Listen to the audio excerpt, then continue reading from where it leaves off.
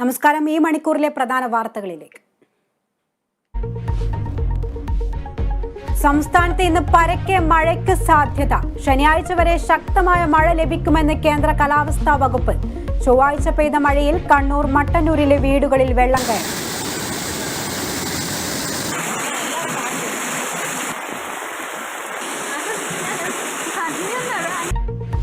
മത്സ്യത്തൊഴിലാളികൾ കടലിൽ പോകരുതെന്ന നിർദ്ദേശം. മഴക്കെടുതിയിൽ വലഞ്ഞ് ഉത്തരേന്ത്യൻ സംസ്ഥാനങ്ങൾ. സംസ്ഥാനത്ത് പകർച്ചപ്പനിക്ക് ശമനമില്ല. ഇന്നലെ മാത്രം 5 മരണം. ചികിത്സ തേടിയത് 12,000-ലധികം പേർ. ഡെങ്കിപ്പനിക്കൊപ്പം H1N1 പടരുന്നു.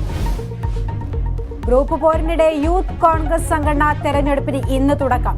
1 മാസം നീണ്ടു നിൽക്കുന്ന വോട്ടെടുപ്പ് ഓൺലൈനായി. AI ഗ്രൂപ്പുകളിൽ നിന്ന് വിമത സ്ഥാനാർത്ഥികൾ. പാലക്കാട് ഷോളയൂരിൽ വനം വകുപ്പ് സംഘത്തിന് നേരെ പാഞ്ഞെടുത്ത് മാങ്ങാക്കൊമ്പൻ. RRT സംഘം രക്ഷപ്പെട്ടത് തലനാരിഴയ്ക്ക്.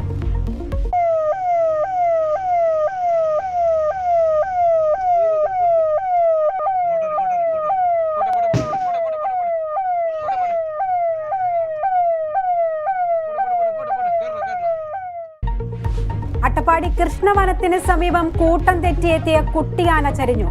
അമ്മയാനയെ കാത്തിരുന്നത് 13 ദിവസം. ഗൾഫ് രാജ്യങ്ങളിൽ ഇന്ന് ബലിപ്പെരുന്നാൾ. പ്രവാചകന്റെ ത്യാഗസ്മരണയിൽ വിശ്വാസികൾ. കല്ലേറ് കർമ്മത്തിന് തുടക്കം. കേരളത്തിൽ പെരുന്നാൾ നാളെ. സംസ്ഥാനത്ത് ഇന്നും നാളെയും പൊതു അവധി.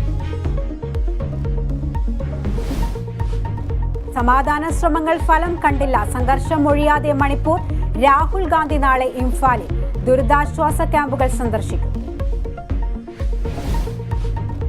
സാഫ് കപ്പിൽ ഇന്ത്യക്ക് സമനില കുരുക്ക്. ഇന്ത്യക്ക് വിനയായത് അവസാന നിമിഷം വഴങ്ങിയ സെൽഫ് ഗോൾ. കുവൈറ്റ് ഗ്രൂപ്പ് ചാമ്പ്യന്മാരായി സെമിയിൽ.